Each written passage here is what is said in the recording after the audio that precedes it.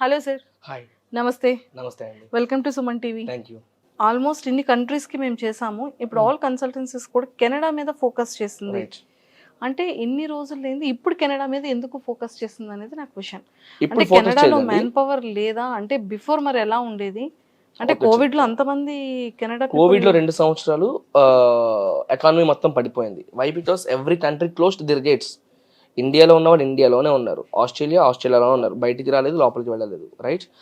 Australia eligibility criteria ఒకప్పుడు 60 points ఉండేది, దాన్ని 65కి మార్చారు. కానీ కట్ ఆఫ్ వచ్చేసి 85, 95. అంటే మీకు ఐఎల్స్లో 7.5, 8, 8.5 వచ్చిన వాళ్ళకి మాత్రమే ఇన్విటేషన్ అతి కష్టం మీద వస్తుంది. అదేవిధంగా కెనడాకి వచ్చినప్పుడు ఎలిజిబిలిటీ క్రైటీరియా 67 పాయింట్స్ ఉంటాయి. సో ఆ 67కి మీరు రీచ్ అవుతున్నారో చూస్తారు. రెండోది, 15 ఇయర్స్ నుంచి కూడా పిఆర్ నడుస్తూనే ఉంది. ఒకప్పుడు అప్లికేషన్ లాంచ్ చేస్తే ఈజీగా వచ్చేసేది. జనాలకి అప్పుడు ప్రాసెస్ అవేర్నెస్ లేక లైక్ కన్సల్టేషన్స్ అప్రోచ్ అయ్యేవారు. ఇంకోటి ఏంటంటే అప్పుడు H1 కూడా ఈజీగా పడిపోయేది. తర్వాత H1 లేట్ అవుతుంది, వేరే కంట్రీస్ లేవు. అప్పుడు ఏం చేస్తున్నారు? ఓకే ఫైన్, ఇక్కడ నుంచి ఎక్కువ ఆపర్చునిటీస్ ఉన్నాయి కాబట్టి ఈవెన్ దే కెన్ ట్రావెల్ కాబట్టి they are offering Canada PR. రీసెంట్గా అనౌన్స్ చేశారు, ఎవరైతే యూఎస్లో H1 మీద ఉన్నారో వాళ్ళు కూడా ఓపెన్ వర్క్ పర్మిట్ మీద వచ్చి కెనడాలో వర్క్ చేసుకోవచ్చు. ఒకప్పుడు కెనడా రావాలంటే స్టూడెంట్ వీసా మీద రావాలి, లేకపోతే పిఆర్ఎస్ రావాలి. విజిట్ మీ అదృష్టం, అంటే విజిట్ వస్తుంది, లేకపోతే లేదు. కానీ ఇప్పుడు ఓపెన్ వర్క్ పర్మిట్ అనే ప్రోగ్రామ్ని యూఎస్ నుంచి కెనడాకి రావడానికి స్టార్ట్ చేశారు. Why? Because lack of manpower. ఎప్పటి నుంచో ఆఫర్స్ ఉన్నాయి, ఆపర్చునిటీస్ ఉన్నాయి, బట్ ఏంటి అంటే అవేర్నెస్ అనేది ప్రాపర్గా ఎవరికి లేక చేసే వాళ్ళు చేసుకుంటున్నారు, లేకపోతే లేదు. అంతేకాని ఎక్సెల్లలో కఠినంగా మాట్లాడతారండి. ఫస్ట్ కఠినత్వం అంటే నిజాలు మాట్లాడతారు. అబద్ధాలు ఎలా ఉంటాయి అంటే తీయగా ఉంటాయి. ఓకే, అవి నమ్మి వెళ్తారు.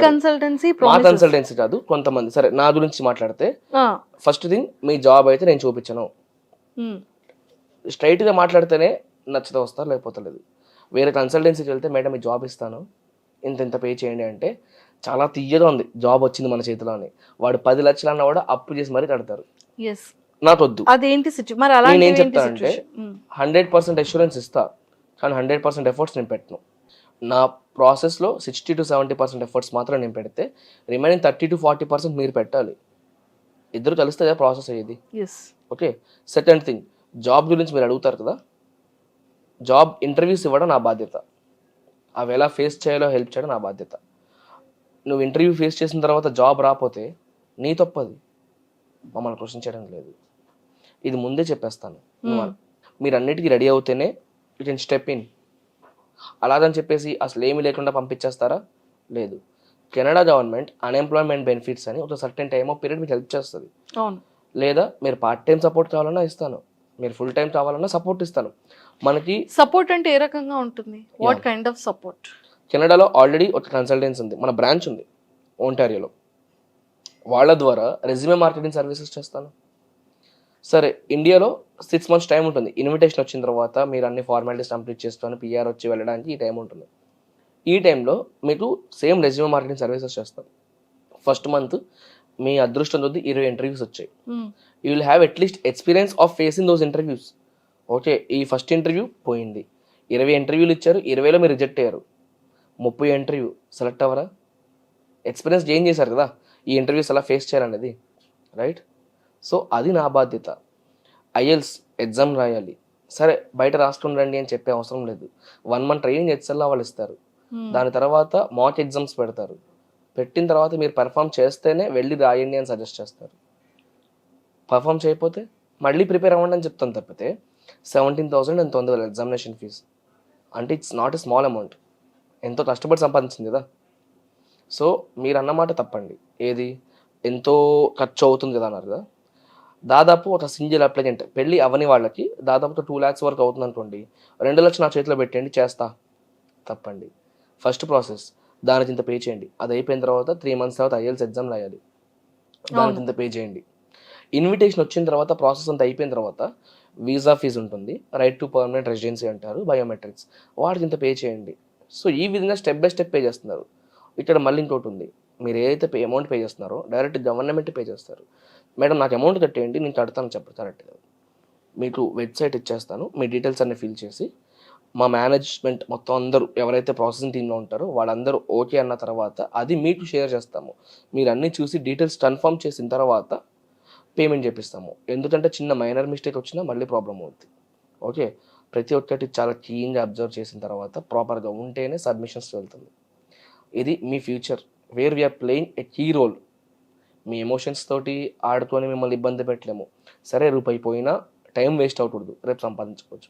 2, పేరెంట్స్ని వదిలిపెట్టి వైఫ్ని లేకపోతే మ్యారేజ్ అయ్యి ఉంటే అవసరం లేదు, మీరు డిపెండెంట్ని కూడా తీసుకెళ్ళచ్చు. యూఎస్లో H1 ఉన్న వాళ్ళు H4 ఉంటేనే డిపెండెంట్ జాబ్ చేసుకుంటారు.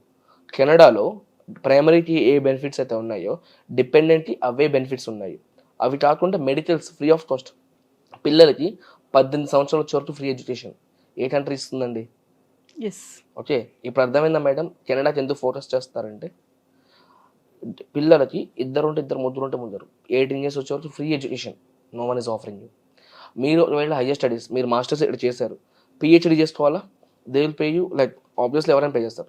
లేదు బ్యాచిలర్స్ అయిపోయింది మాస్టర్స్ చేసుకోవాలా, లోకలైడ్ వాళ్ళ ఫీ ఎంత ఉంటుందో మీరు అంతే పే చేయండి. You're not an international student, right? ఇలా లాట్ ఆఫ్ బెనిఫిట్స్ ఉన్నాయి. ఇవి కాకుండా ఎవరైతే యూఎస్లో ఉన్నారో వాళ్ళు కెనడా రావాలంటే పిఆర్ అప్లై చేసుకోవాలి. కానీ కెనడాలో ఉన్న వాళ్ళు యూఎస్ వెళ్ళాలనుకుంటే డైరెక్ట్ వెళ్ళిపోవచ్చు. ఆన్ రోడ్ వెళ్ళిపోయినా ఎవరు అడిగేవాళ్ళు లేరు. ఇలా చాలా ఆఫర్స్ ఉన్నాయి. ఓకే, సో యాజ్ ఎ కన్సల్టెన్సీగా మీరు ఇచ్చే ప్రామిసెస్ ఏంటి, మీ రిక్వైర్మెంట్స్ ఏంటి? క్యాండిడేట్ ఎవరైతే ఉన్నారో రాగానే అమౌంట్ కట్టేసేయండి ప్రాసెస్ చేస్తాము అవి ఇవి ప్రామిసెస్ చేసేసి అలా చేయరండి.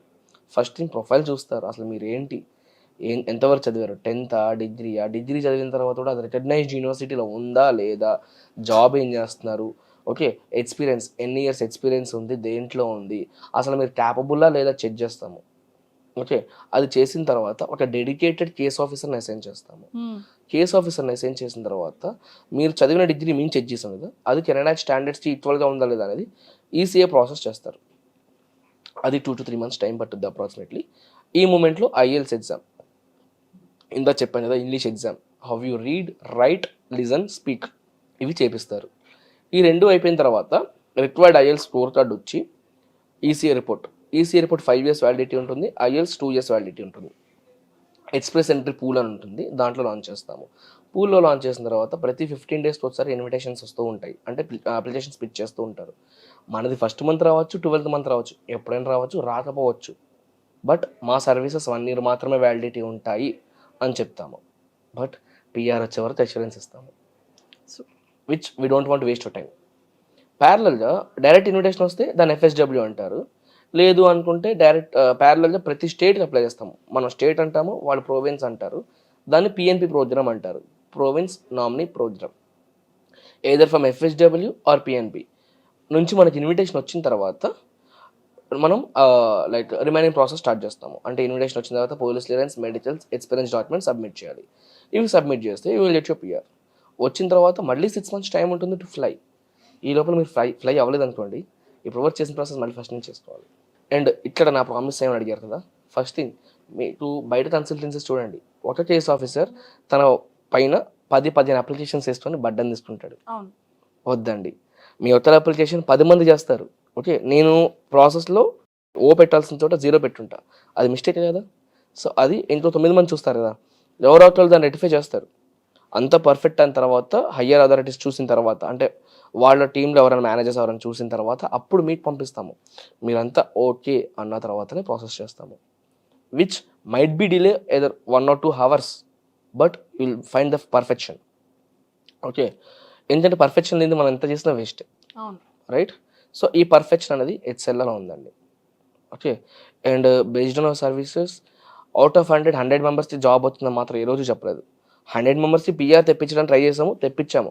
కానీ out of 100 60 to 70 got jobs while in India itself. Fake promise ఇచ్చుంటే ఈరోజు నేను కూర్చునేవాడిని కాదు, కంపెనీ 15 సంవత్సరాల నుంచి ఉండేది కాదు. సో మీ ప్రాసెస్ ఎలా ఉంటుంది?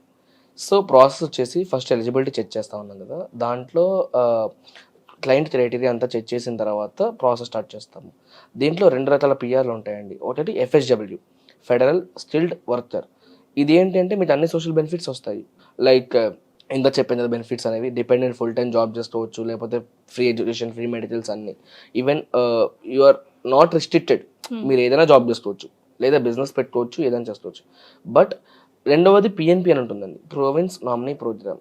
ఫర్ ఎగ్జాంపుల్ ఎక్స్ప్రెస్ ఎంట్రీ పూల్లో మీ అప్లికేషన్ లాంచ్ చేసిన తర్వాత మీరు ఏ స్టేట్కి అయితే ఎలిజిబుల్ ఉంటారో ఆ స్టేట్కి ఆ టైంలో ఆ స్టేట్ ఇన్వైట్ చేస్తూ ఉంటే పిఎన్పి ప్రోగ్రామ్స్ అనేవి రెగ్యులర్గా అవ్వండి. ఒక టైంలో ఒంటారియో ఓపెన్ చేయొచ్చు, ఇంకో టైంలో సస్కాచ్యువన్, ఇంకో టైంలో ఇంకోటి అలా ఓపెన్ చేస్తూ ఉంటారు. ఆ మూమెంట్లో మనం డైరెక్ట్ అప్లై చేసుకోవచ్చు ఆ స్టేట్కి. సో ప్రాబబిలిటీ అనేది పెరుగుతుందండి. బై డిఫాల్ట్గా ఎక్స్ప్రెస్ ఎంట్రీ పూల్ నుంచి సస్కాచ్యువన్, ప్రిన్స్ ఎడ్వర్డ్ ఐలాండ్ ఈ 2 ప్రొవిన్సెస్కి అప్లై చేసుకోవచ్చు. సో అప్లై చేసిన తర్వాత ఇన్విటేషన్ వచ్చింది ఆ స్టేట్ నుంచి, you are restricted to work for 2 years in that particular state with all social benefits. నార్మల్గా అన్ని పిఆర్ఏ, కాకపోతే ఏంటంటే మీకు ఆ స్టేట్ నుంచి ఇన్విటేషన్ వచ్చింది. So it depends upon the different eligibility criteria. ఇప్పుడు ఎక్స్ప్రెస్ ఎంట్రీ పూల్లో 67 పాయింట్స్ ఎలిజిబిలిటీ అన్నాం కదా, అవే 67 ఎఫ్ఎస్డబ్ల్యూకి ఉంటుంది. కాకపోతే every state has its own eligibility. ఒక స్టేట్కి మీకు ఒక రిలేటివ్ కానీ ఒక ఫ్రెండ్ కానీ తెలిసిన వాళ్ళు ఉంటే you can directly apply. Okay, దానికి సిఆర్ఎస్ అనేది చెక్ చేస్తారు, లేకపోతే ఐఎల్స్ చెక్ చేస్తారు, లేకపోతే జాబ్ డిమాండ్ చెక్ చేస్తారు. సో ఈ విధంగా మానిటోబాలో మీ రిలేటివ్ ఫ్రెండ్ ఉంటే వెళ్ళొచ్చు, లేదా 60 పాయింట్స్ వస్తే సస్కాచ్యువన్కి అప్లై చేసుకోవచ్చు. ఈ విధంగా పిఎన్పికి అప్లై చేసుకోవడానికి ఆప్షన్స్ ఉంటాయి. సో ఈ మూమెంట్లో ఐఎల్స్ అనేది చెక్ చేస్తామండి. ఐఎల్స్ అన్నారు కదా, అంటే ఈ ఐఎల్స్ ఏంటది?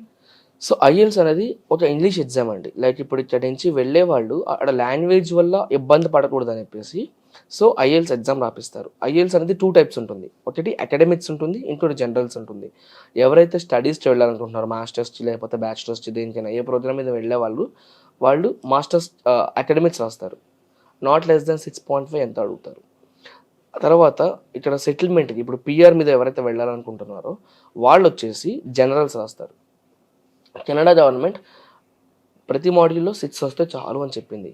బట్ మేమేం సజెస్ట్ చేస్తామంటే మీ ప్రాబబిలిటీ బాగా ఉండాలని చెప్పేసి, ఈజీగా అవ్వాలి, మీకు ఇబ్బంది రావద్దు అని చెప్పేసి మేమేం చేస్తామంటే రీజనింగ్ మాడ్యూల్లో 8 వచ్చి రీడింగ్, రైటింగ్, స్పీకింగ్లో 7 వస్తే ఈజీగా ఇన్విటేషన్స్ వస్తాయని దాని బేస్ మీద మేము ట్రైనింగ్ ఇప్పిస్తామండి. సో ఇది ఎలా హెల్ప్ అవుతుందంటే లైక్ మీరు ఎక్స్ప్రెస్ ఎంట్రీ పూల్లో ఉన్నప్పుడు దేనికైనా అప్లై చేసుకోవడానికి హెల్ప్ అవుతుందండి. సో ఇందాక మీరు సిఆర్ఎస్ గురించి చెప్పారు కదా, అంటే అసలు what is the CRS? Yeah, so CRS అంటే కాంప్రహెన్సివ్ ర్యాంకింగ్ సిస్టమ్. సో ఇది ఎలా అంటే ఫర్ ఎగ్జాంపుల్ చెప్తాను. Out of 1200 points first 600 points ఏమో మీ ప్రొఫైల్ మీద చూస్తారు, అంటే మీ ఏజ్ ఎన్ని వచ్చింది, క్వాలిఫికేషన్స్ ఎన్ని, ఐఎల్స్ ఏంటి అలా చూస్తారు. రిమైనింగ్ 600 పాయింట్స్ వచ్చేసి మీకు ఏదైనా ప్రొవిన్స్ నుంచి ఇన్విటేషన్ వచ్చినా కానీ, లేకపోతే ఏదైనా జాబ్ ఆఫర్ వచ్చినా కానీ, లేకపోతే ఎవరైనా అడాప్టబిలిటీ పాయింట్స్ సో అలా బేస్ చేసుకొని చూస్తారు. సో ఫస్ట్ 600 మీద మనం ఫోకస్ చేస్తాము. లైక్ చాలామంది ఏమనుకుంటారు అంటే క్యాండిడేట్స్ అప్లై చేసేవారు ఆన్లైన్లో చూసుకుంటారు, నా సిఆర్ఎస్ ఇంత తక్కువగా ఉంది కదా, నేను ఎలిజిబుల్ కాదా అని చూస్తారు. మీరు మీ సొంతంగా ప్రాసెస్ అప్లై చేసుకుంటున్నప్పుడు ఏంటి అంటే మీకు ఎఫ్ఎస్డబ్ల్యూ మాత్రమే తెలుసు. ఎక్స్ప్రెస్ ఎంట్రీ పూల్ అప్లై చేసుకొని ఒకే 1 వేలో వెళ్తారు, ఇబ్బంది అవుద్ది. కన్సల్టెన్సీని అప్రోచ్ అవుతే డిఫరెంట్ లైక్ వేస్ అప్రోచ్ అయ్యి మనకు హెల్ప్ చేస్తారు. సో మీ సొంతంగా చేసుకునే వాళ్ళకి సిఆర్ఎస్ చాలా ఇంపార్టెంట్ అండి. అది వచ్చే వరకు కష్టపడండి. లేదు కన్సల్టెన్సీకి అప్లికేషన్ ఇస్తారా, మేమేం చేస్తామంటే 24/7 అప్లికేషన్స్ మానిటర్ చేస్తాము. ప్రొవిన్స్ ఆ టైంకి ఓపెన్ అయిందా, మీరు ఎలిజిబులా, దానికి అప్లై చేస్తాము. జాబ్ ఇంటర్వ్యూస్ కావాలా, ఎక్స్ప్రెస్ ఎంట్రీ పూల్లో ఉన్నప్పటి నుంచి మనం అప్లై చేసుకోవచ్చు, ప్రాబ్లం లేదు. ఎందుకంటే అంటే ఈసీఏ ప్రాసెస్ ఐఎల్స్ రాసినంత మాత్రాన it doesn't matter that your coming to Canada. ఎవరైతే ఎక్స్ప్రెస్ ఎంట్రీ పూల్లో ఉంటారో అప్పుడు Canada government will come to know that your coming to Canada. So అంచేత మేము దాని సపోర్ట్ అనేది ఇస్తామండి. సో ఎలాంటి సర్వీసెస్ని మీరు ఆఫర్ చేస్తున్నారు? సో ఎక్సెల్లాలో ఈరోజు లైక్ 15 years నుంచి అండి ఎడ్యుకేషన్ ప్రాసెస్ చేస్తారు for every country. European countries, Canada, Australia, New Zealand, తర్వాత యూఎస్ఏ, ఇలా ఎన్నో కంట్రీస్కి స్టూడెంట్ ప్రాసెస్ చేస్తుంటారు. పిఆర్ ప్రాసెస్ చేస్తారు, జాబ్ అసిస్టెన్స్ ఇస్తారు, డిపెండెంట్ వీసాస్, విజిట్ వీసాస్ ఇవన్నీ వేయడం జరుగుతుందండి. సరే పిఆర్ వేసిన తర్వాత వదిలేస్తారా అని స్టార్టింగ్ అడిగారు. వదిలేదు లేదండి, అక్కడికి వెళ్ళిన తర్వాత ఇక్కడ జాబ్ రాకపోతే అక్కడికి వెళ్ళిన తర్వాత జాబ్ అసిస్టెన్స్ ఇస్తాము. మీకు కావాల్సిన సపోర్ట్ రెజ్యూమే మార్కెటింగ్, దానికి ఏం చేస్తాం అంటే కవర్ లెటర్ కూడా ప్రిపేర్ చేస్తాము. మీ రెజ్యూమ్ ఏదైతే ఉందో దాన్ని మేము ఇంటర్నేషనల్ స్టాండర్డ్స్లో ఎడిట్ చేసి ప్రిపేర్ చేసి దాన్ని ఆ జాబ్ పోర్టల్స్లో అప్లై చేస్తాము. జాబ్స్ ఆన్ వెబ్సైట్ అని మొత్తం మెయింటైన్ చేస్తే Canada employers and it's embassy website, దాంట్లో కూడా మీ రెజ్యూమే లాంచ్ చేస్తాం. ఏ ఎంప్లాయర్తో నచ్చితే మీకు ఇస్తారు జాబ్, ఒక లేకపోయినా వేరే వాళ్ళు ఇస్తారు కదా. సో ఈ విధంగా ఎన్నో సర్వీసెస్ని ఎక్సెల్లా వాళ్ళు క్యాండిడేట్స్కి ఇస్తున్నారండి. ఆ సర్వీసెస్ని మెచ్చి 1 year back we were listed in Forbes and lot of awards. మీకు తెలియదు కాదు కదా. సూపర్ అండి, థ్యాంక్ యూ అండి, thank you so much. Thank you for time. So మీరు కనుక టీమ్ని అప్రోచ్ అవ్వాలన్నా, ఎలాంటి డౌట్స్ క్లారిఫై చేసుకోవాలన్నా, మీరు కెనడా వెళ్ళాలనుకున్నా, ఆ ప్రాసెస్ గురించి తెలుసుకోవాలన్నా, ఆ ప్రాసెస్ ఏంటి ఇవన్నీ కూడా చేసుకోవాలన్నా కూడా కింద కాంటాక్ట్ ఆల్రెడీ మేము ప్రొవైడ్ చేస్తున్నాం. కింద స్క్రోల్ అవుతున్న కాంటాక్ట్కి కాల్ చేయండి, అప్రోచ్ అవ్వండి, కెనడాని సక్సెస్ఫుల్గా వెళ్ళడానికి రెడీ అయిపోండి.